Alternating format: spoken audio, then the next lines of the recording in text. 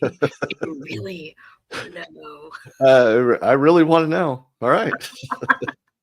Hello. Hello. Good morning, and welcome to the latest episode of the Project Failure Files, the series for anyone who manages projects or project teams for a living. I'm Sharon Weaver, CEO of Smarter Consulting. And I am Christian Buckley, founder of Collab Talk, and welcome to another episode of our series where we explore project management topics from the perspective of what not to do as you manage projects. In each episode, we talk about the common pitfalls, share some personal stories and experiences, and explore strategies and best practices to help you to be successful. In this episode, we're talking about the art of estimation and planning. Oh, yeah. Mastering the skill creates a solid foundation for projects, enabling teams to navigate complexity, adapt to challenges, and deliver results that align with business goals. That sounds like you just naturally, like just your speaking voice regular, like it wasn't written down at all. I know this is one of your favorite topics, though, so I'm excited to jump into it. It is one of those, I would call this a project management 101 topic, if you agree there. I know that your role, your function as a PM, as a manager might vary on how much that you track, how much you're actually responsible for. But these are largely universal skills that PMs need to have, should have. Yeah. I think that's exactly right. Mileage may vary, but accurate estimation and detailed planning are definitely essential for setting realistic expectations with your internal and external clients. And it improves overall decision-making and then ultimately delivering project success. Yeah, it should be an interesting conversation as always. And as with every episode, if you're new to the show, this is a weekly show. So every Monday morning at 9 a.m. Pacific, whatever that equates to around the world. Please feel free to comment, leave comments throughout the episode, share your experiences and any great examples or feedback that we might have missed. If you have a technique or a methodology or a tool that's a favorite, let us know. We do capture that. We will respond back. Okay, so let's get started with some definition. What's your experience with project estimation and planning? Well, can I start by saying it depends? Is that appropriate here? It's funny. Like, early in my career, where I did like the gung ho, I had like the templates, and I would try to look at everything the same. And I found that the more I pushed for that structure, that the sameness in the reporting, the tracking, I started to realize, even internal, working for a very large company, how much pushback I received, where each of the business units that I was working with, for example, wanted to track it their way. And so I started to, I kind of got into that habit where I found that I was more successful when I had a modified version that more closely matched the end customers' reporting and tracking than what I preferred or what was logical in my mind. And that is, I don't know how you feel about that. I mean, it's more juggling for the PM sometimes to maintain those different things. What's your experience with that? Yeah, I mean, I started in very small software development shops. So like I kind of grew up in the kind of, I wouldn't even say startup space, but like in the very, very small software development space where smaller companies with apps that ultimately ended up getting acquired or things like that. And so it was always kind of like a small group of developers. And I think, early on, it was kind of, it'll be done when it's done. That's estimating. It'll be the estimation is when I give it to you, it'll be done. That's the estimation and planning part of it. And what ended up resulting from that early on, and as a project manager, is that my job was to basically say, how long did it take them to do that? And then I typed it in the project plan. Yeah. And that was the estimating and planning until I learned more mature ways of starting to figure out how to properly forecast and properly plan and properly estimate. It definitely was, how long did it take it to get done was the estimation. Yeah, it's hard. Like, that's why I got into in the middle of my career. I was doing project and portfolio management technology, and so I would go in and as I would help organizations to clean up and organize their PMOs, their project management organizations, or build one, net new, and put tools in place, and always different. There was very rarely was it the same tools, the same way, but you have those kind of common components of that. You've got the budget, you've got the resource management, the people management, you've got the time management, the task management, kind of all those different pieces, and collect all those pieces together. But it was, way to phrase this too, is again, at the end of the day, the executive, the stakeholders, the people that are paying for the external client or the team supporting the team, ultimately the way that they want it. Like, you can try and influence them on healthy practices, but again, my experience was it's going to be different every time. There's these core components, and then you just try to slowly move them towards a methodology, a repeatable process. Because ultimately, when I got into the consulting space, what most organizations wanted to know is, they said, I want this to be a process and methodology. I want repeatability, so that we know, are we really good at starting projects and not finishing them? Are we really good at our resource management, or our time tracking, or what are those things? What are we good at? What do we need to improve?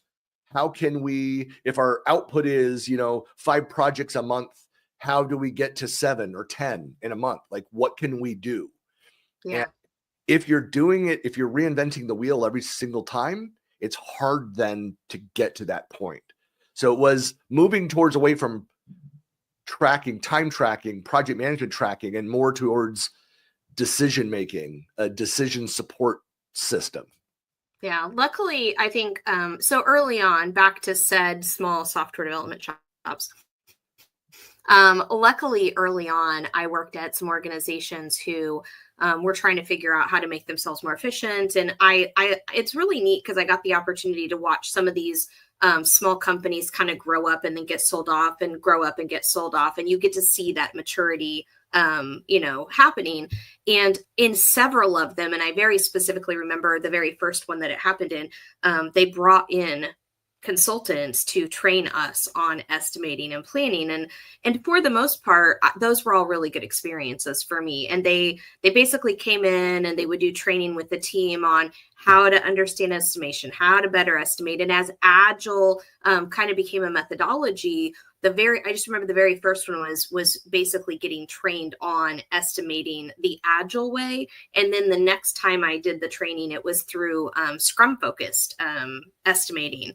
And so what was really cool about that is they really explained to us why estimating matters, why planning matters, how to do it properly, and started learning things like t-shirt sizes and whatnot. And I think that really changed the way I started thinking about it. Because at first, like you said, it was all just like, let's make sure that we're matching up with the deliverables. But then I started to really learn more about how to properly size things, how to break them into manageable chunks, how to understand what effort was, how to do burn down charts, things like that. Yeah. And I think it helped me to really understand this a lot better early on.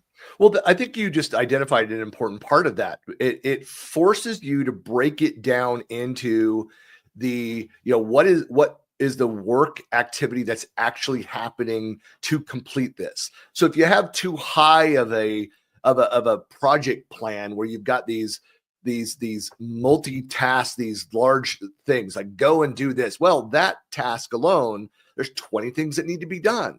And it's one of the reasons I like in the Kanban model is the ability to go open like a card. You've got that high level, more of an organizational goal, like we're going to go and do this thing, but then you can break down what are the specific tasks. And in some tools, like we use, of course, Planner a lot, you can actually now promote one of those line items up into its own card, which then has a breakdown. But the idea of that is that, well, that top level task isn't completed until everything in that card is completed. And so to put those things in order, and then to do time estimations and resource assignments around each of those things. Again, it's a lot to go and do that and create that. And I think that's one of the divisions. I know we've talked about it in prior episodes, like the differences between a PM and a BA, a business analyst. And the BA doesn't do any of this part of it. This is the traditional PM function to go and do that breakdown. Yeah, the BAs help with writing the user story and understanding what's going to be made, but they're not responsible for like breaking this down and creating the estimations around it. And making sure that the tasks are actually delivering what the business is asked for, what is needed, and helping the PM keep both the business as well as engineering development on track against those things. The BA is going to have a better understanding of, probably of some of what the detail is within each of those tasks. But again, it goes back to going through this process forces you to look at those atomic level tasks of what needs to be done and how long it takes you. Now, getting accurate estimates around those, that's why we called the episode The Art of.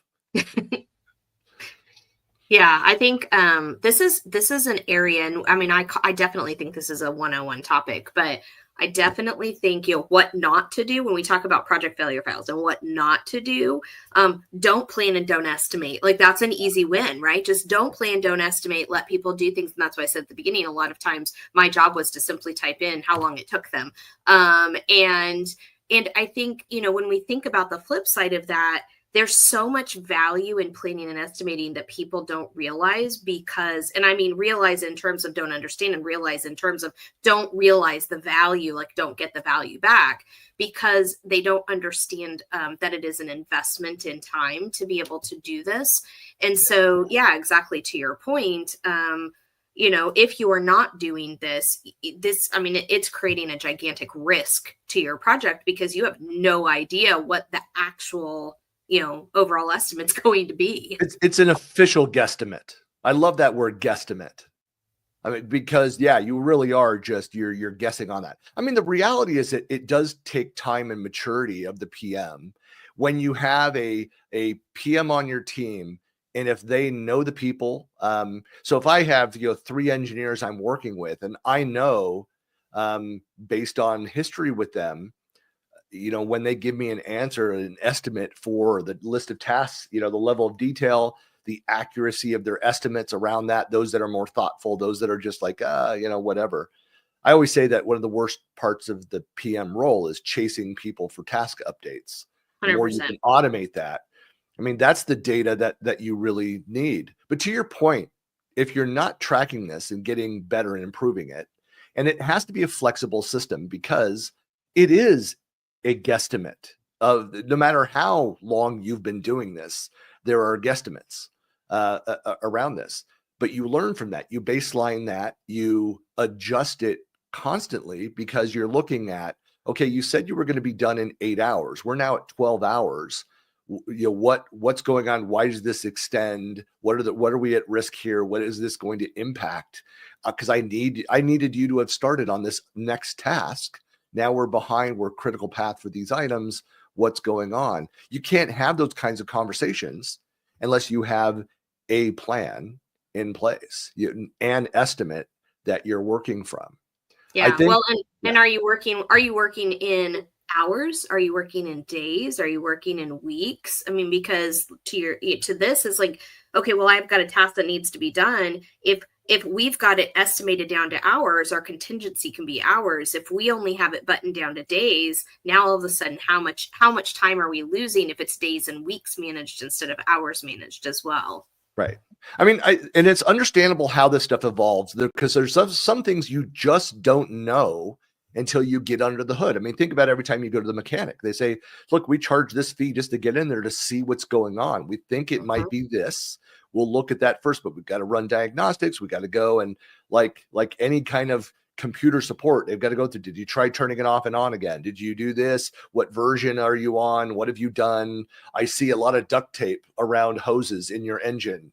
That's not a good sign. We need to go check those things out.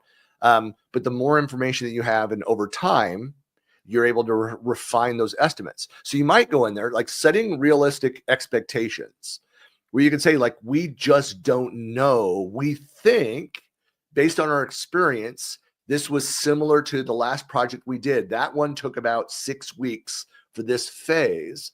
We're going to estimate now 6 weeks, but we need at least a week as we get in there and get started to know if that's going to be, we're going to beat that, or if it's going to be longer. So it's a, and so PMs, sometimes there's like, there's ways to be like, put your thumb on the scale and pad things a little bit. You don't want to do padding if you don't have to. But again, you won't know that until you have time and experience and the more data that you have. That's why where you started, the most accurate timeline and plan is at the end of the project, where it's all actuals.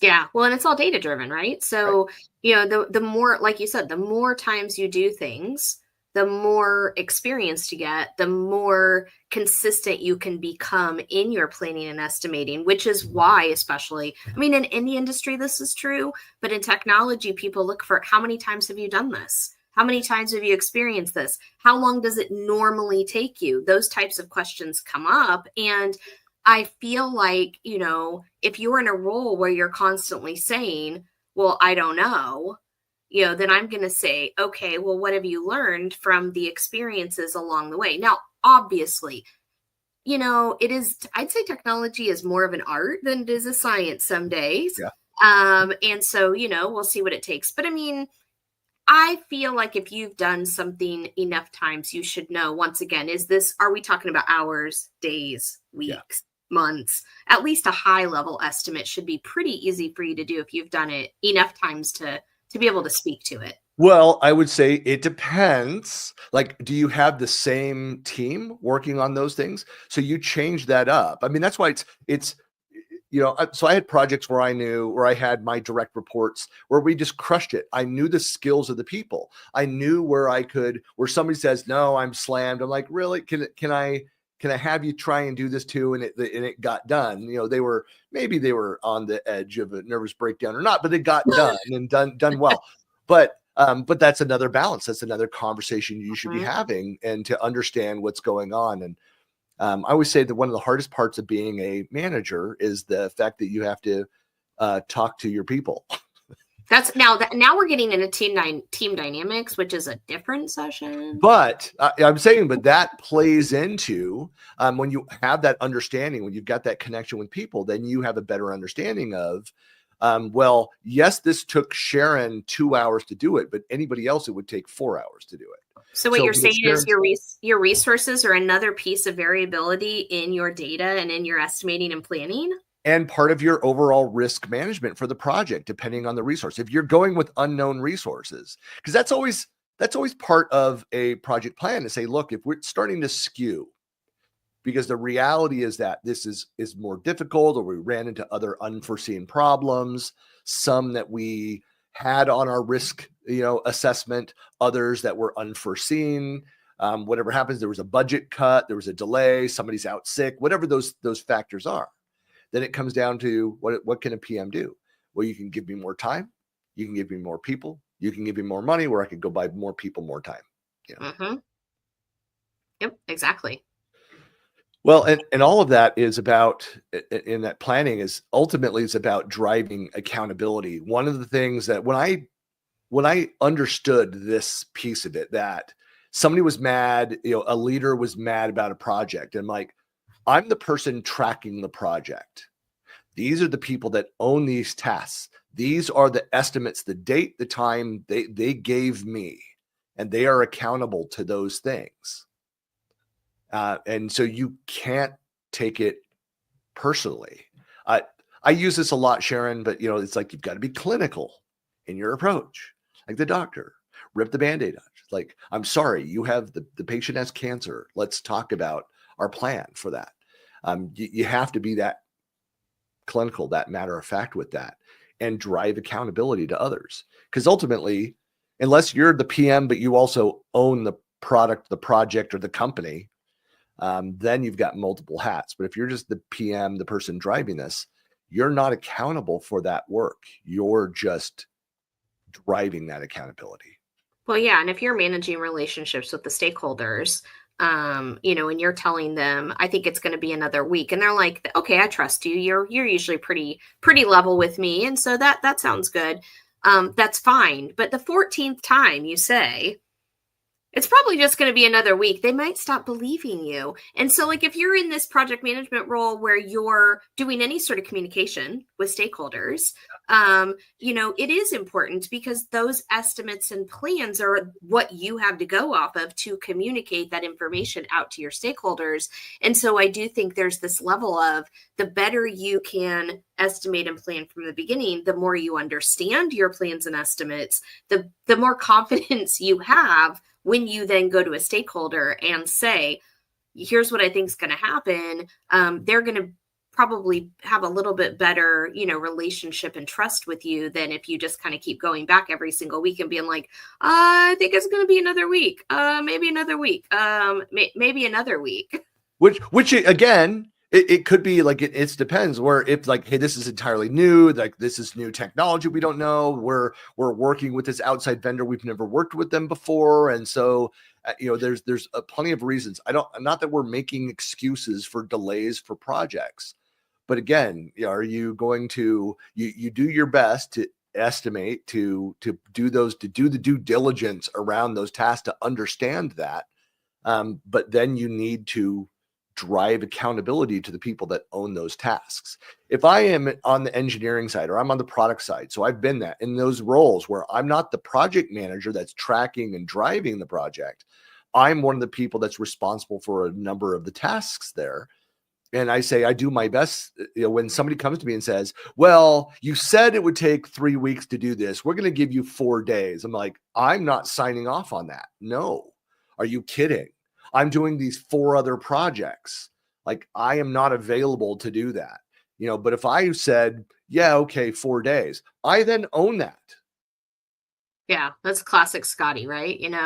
It'll take me 3 weeks to fix it. You got 4 minutes till the ship explodes. Okay, I'll figure it out, right? Find a way. That's right. I feel like we live in this world, right? Everybody's like, well, how long, when do you need it? Well, everybody always needed it yesterday. It's very rare that people plan in advance and have plenty of bandwidth. Like, usually it's, we need this done when, you got 2 weeks. Like, yeah, okay, we'll get right on that.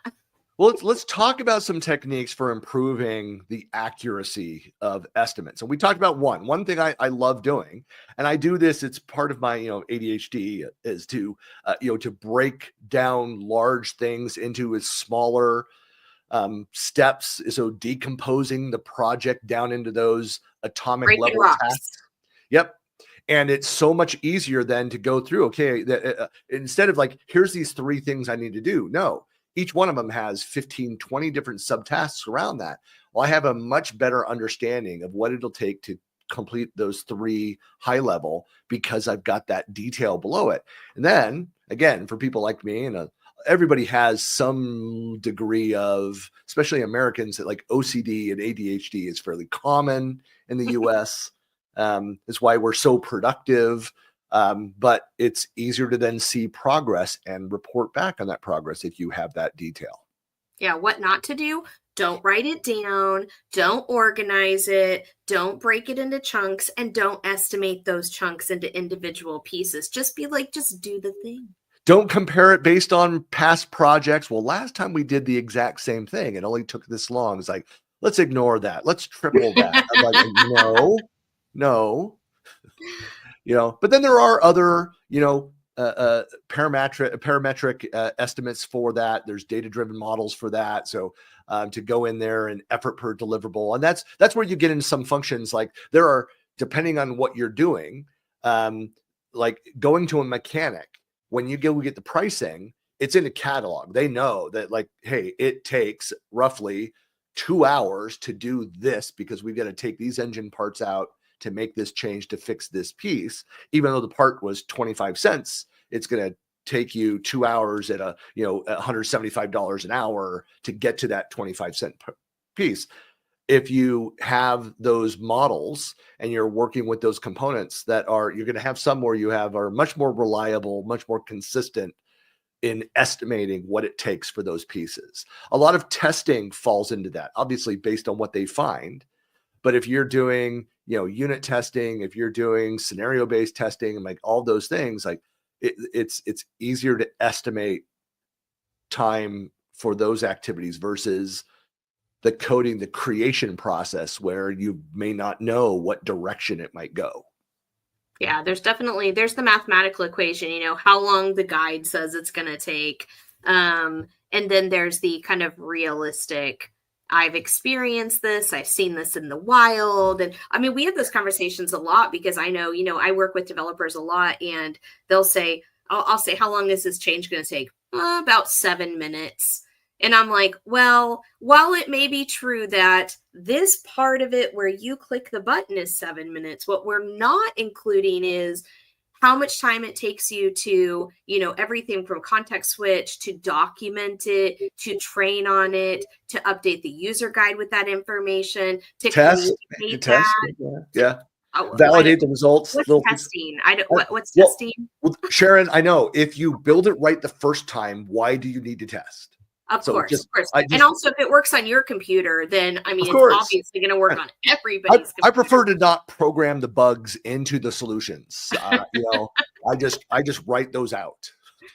But there's this reality that comes into estimation and planning, I think, and where it's not just one person's idea of one thing, but it's the holistic parts that come into it, and then experience of, it should take 5 minutes to do this thing, but I've done this 10 times, and every single time there's a different thing that comes up that I end up having to deal with. So there's that experiential modeling as well.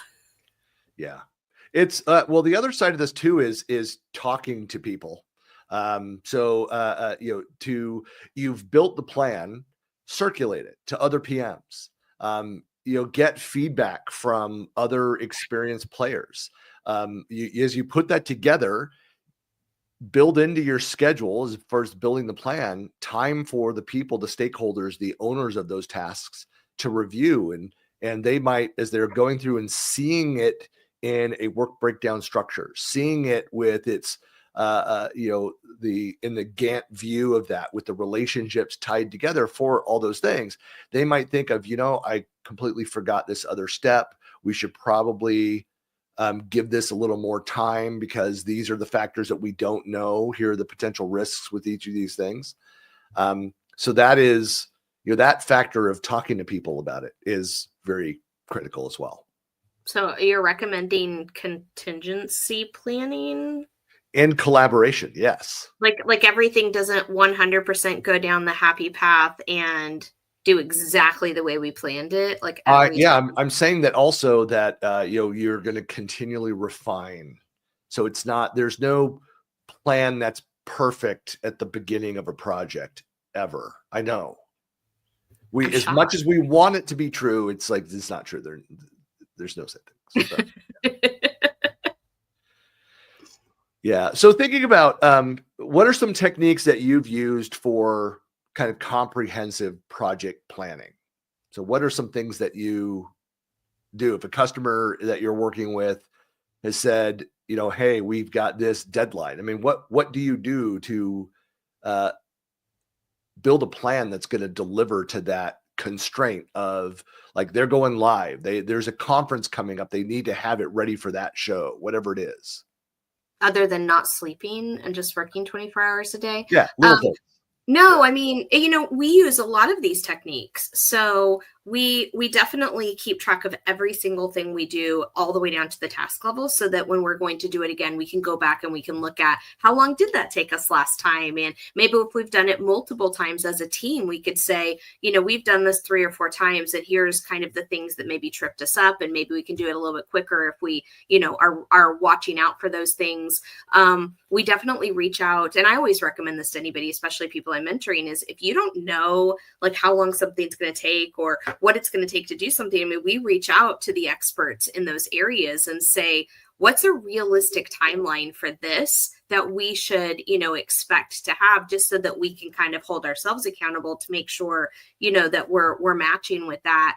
And then we try to consistently, iteratively go back. And when we're planning, I mean, there's one thing to saying, here's what we think it is, but once you've gotten in there and you understand more of it and you've gotten more details and you can kind of see what's happening, we really try as a team to then iteratively go work with people and say, I think we're just going to kind of redefine this estimate, or we're going to replan this a little bit based on what we know now, so that we can be more and more and more accurate and more efficient as we go. So we use all of the different techniques that we just talked about in the real world. Well, and I think part of that too, you need to be iterative. And that's why, when we talk about governance topics, I mean, so you and I, we talk about this all the time, is that you don't know, like, here's what we know. We have more information now. We're another week into the project.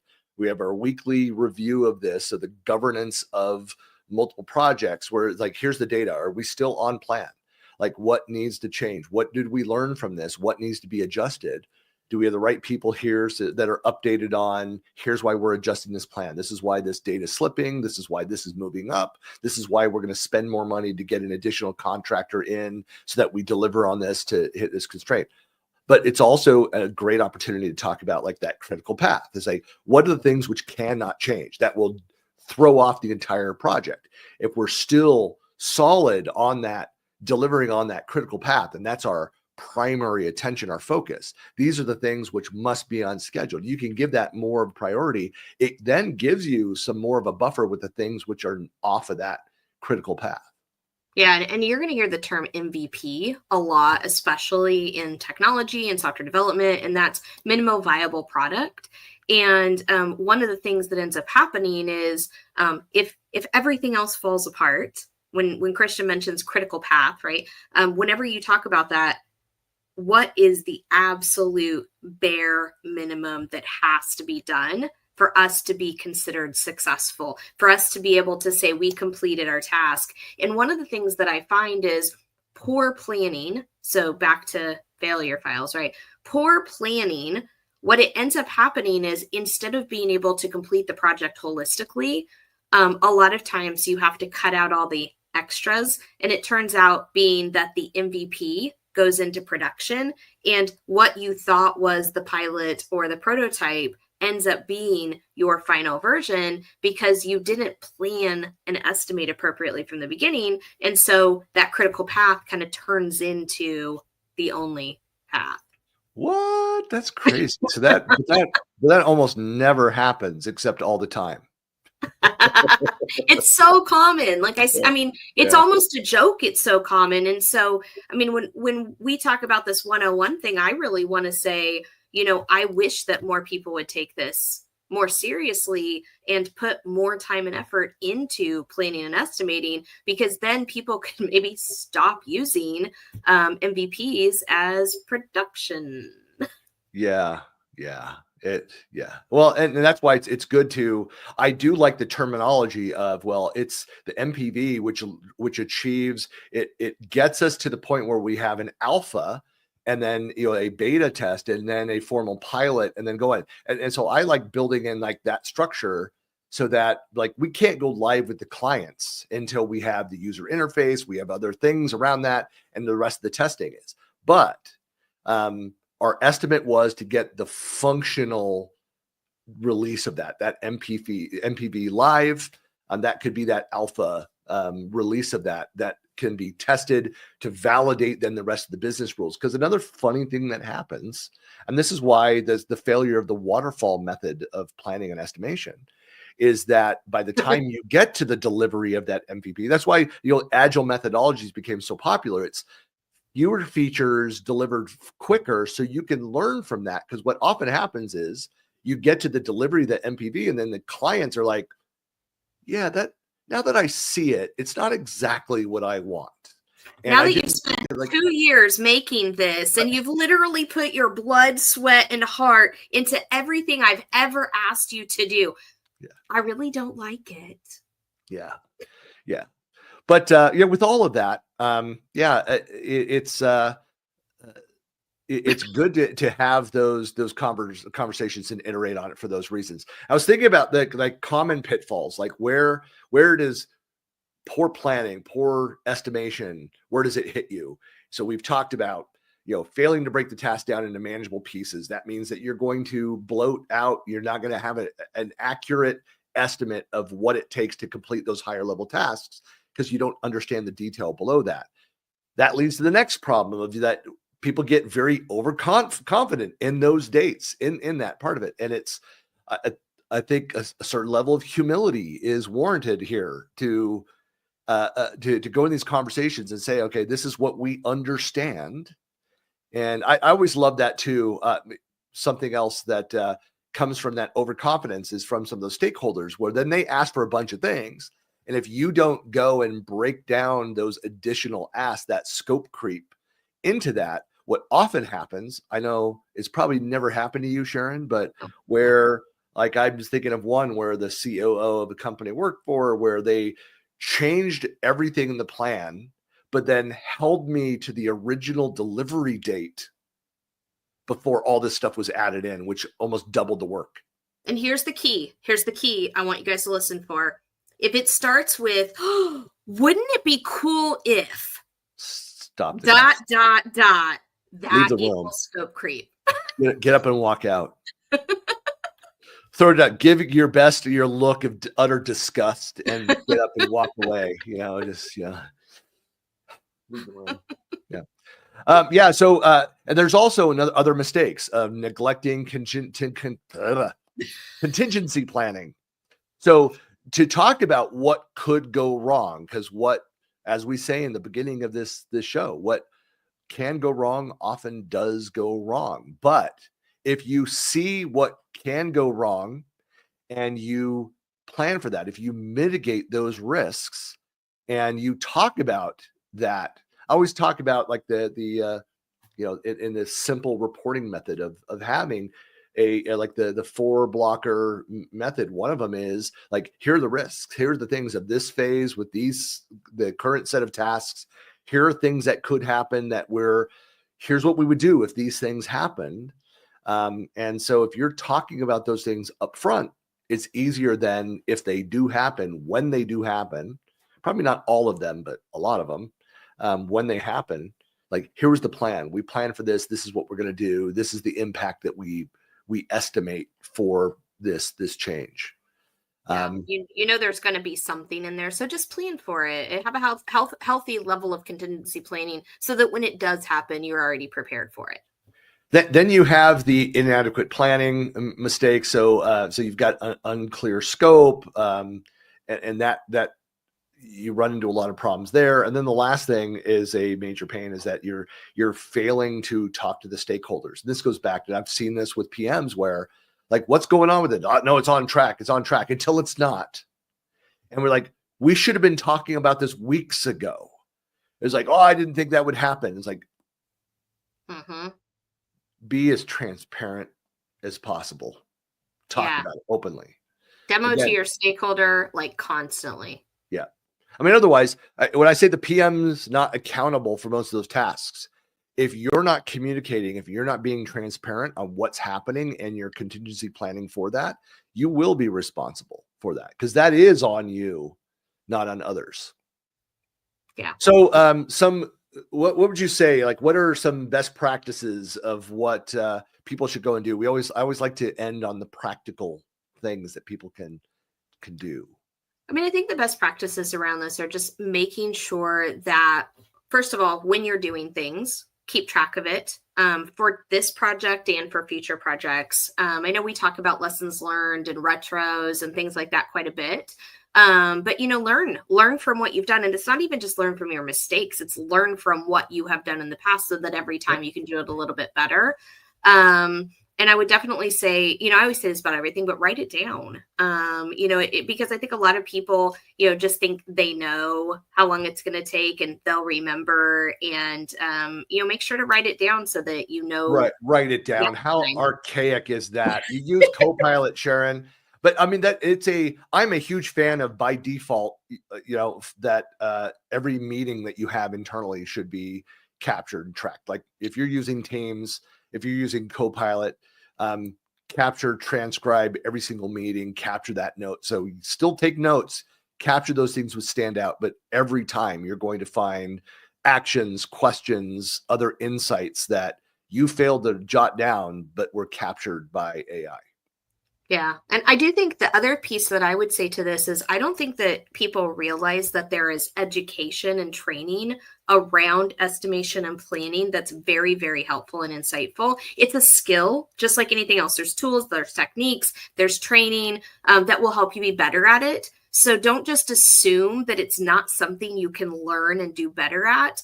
Go out and look at the options out there for you to learn how to do it better and the tools and techniques available to you.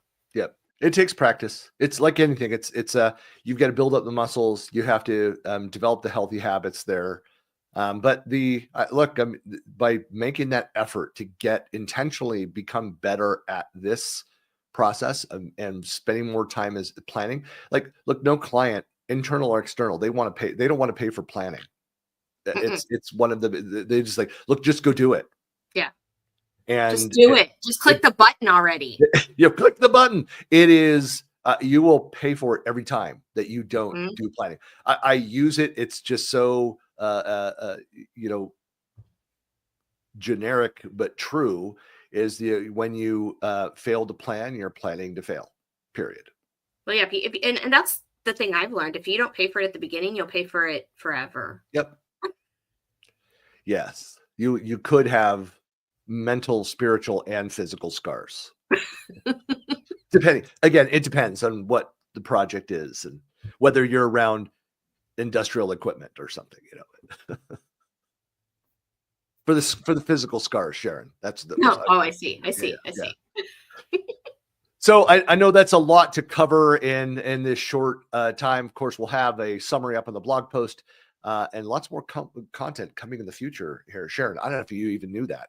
We're writing a book. Were you aware of that? Yeah, I know. We are? I better And hang on. I need to go work on some stuff. but we'd, if you'd like to, so one, this is a weekly show again. If you'd like to follow us out on the socials, you can find us out there. We've got all of the past episodes. Everything's out on the tube of views, the YouTube. Sorry, I say that with my kids, the tube of views. Yeah, so I forget with others that aren't my children that, Anyway, but we go to the Mart of Wall, for example. But you can find all the past episodes, everything that's out there. The numbers are going up, Sharon. Lots more. We've had some very popular episodes. A couple of them are up. Then we got a couple episodes that are up in the 10,000 views. Lots of area, people so. learning. Yeah, so it's exciting to see. But we've got more coming up, and with the newsletter and lots more happening. Of course, we also have the community over on Facebook that you can go and join. But you can find us just about everywhere out there. But be sure this one follow us, and we'd love to talk to you more. Get your insights into this space. Hear your war stories. So with that, we'll see you again next Monday. Yeah. Thanks for watching. Sharon, you like me, we're going to go hibernate now until next Monday. We just Yes. Just go. Yes. Right. We go disappear. We'll go disappear. All right. Thanks, everybody. Bye.